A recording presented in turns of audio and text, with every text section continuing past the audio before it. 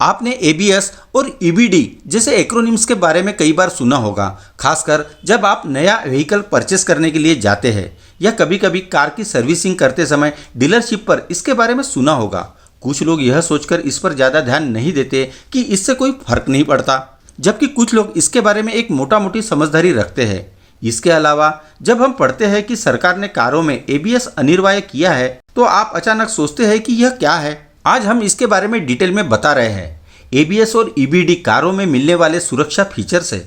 सरकार ने ऑटोमोबाइल कंपनियों के लिए गाड़ियों में यह फीचर देना अनिवार्य कर दिया है। आखिर एबीएस और ईबीडी क्या है और ये फीचर्स कितने महत्वपूर्ण होते हैं, ये किसी वाहन में कैसे काम करते हैं, इनकी उपयोगिता क्या है, आइए जानते हैं व्हीकल के इस खास सुरक्षा फीचर के बारे में। सबसे पहले बात करते हैं एबीएस के बारे में। एबीएस का पूरा नाम एंटी लॉक ब्रेकिंग सिस्टम है। ये व्हीकल का एक ऐसा सेफ्टी फीचर है जो बाइक या कार को अचानक ब्रेक लगाने पर स्किड होने से बचाता है, साथ ही गाड़ी को नियंत्रित करने का काम भी करता है। इसमें लगे वाल्व और स्पीड सेंसर की मदद से अचानक ब्रेक लगने पर गाड़ी या बाइक के पहिए लॉक नहीं होते हैं और गाड़ी बिना स्किड हुए कम दूरी में रुक जाती है। दुनिया में सबसे पहले एबीएस को 1929 में एरोप्लेन के लिए डिजाइन किया गया था, जबकि कारों में इसका इस्तेमाल सबसे पहले 1966 में किया गया था। ईयर 1980 के बाद इस सुरक्षा फीचर एबीएस को कारों में लगाया जाने लगा।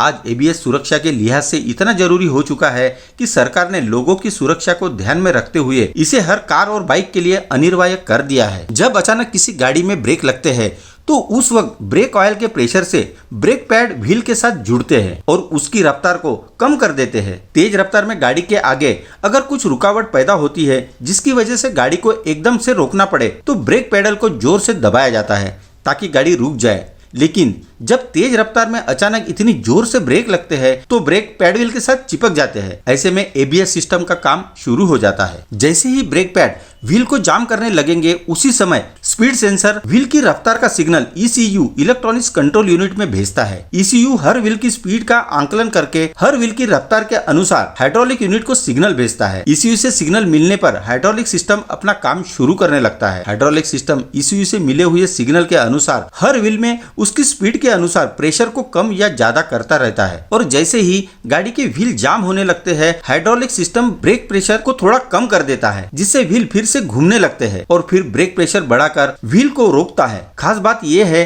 कि ये प्रोसेस सेकंड में कई बार होती है और नतीजा गाड़ी के पहिए जाम नहीं होते हैं और गाड़ी बिना परेशानी के टर्न भी की जा सकती है। प्रेशर को कम ज्यादा करने से ब्रेकिंग डिस्टेंस कम हो जाता है। ईबीडी को इलेक्ट्रॉनिक्स ब्रेक फोर्स डिस्ट्रीब्यूशन कहते हैं।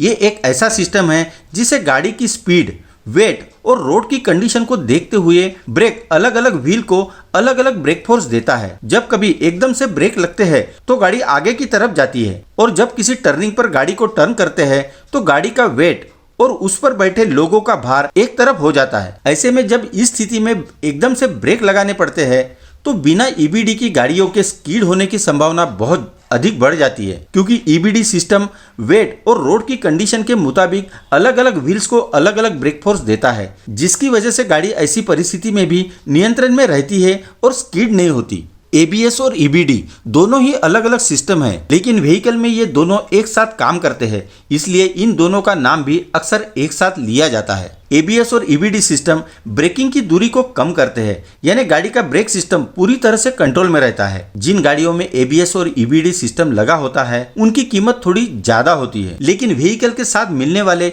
ये सुरक्षा फीचर से पैसा वसूल है और पैसेंजर की सुरक्षा के लिहाज में असरदार तो है ही। चलो जल्द ही मिलते हैं नए वीडियो के साथ ग्लोबल इंसाइक्लोपीडिया में।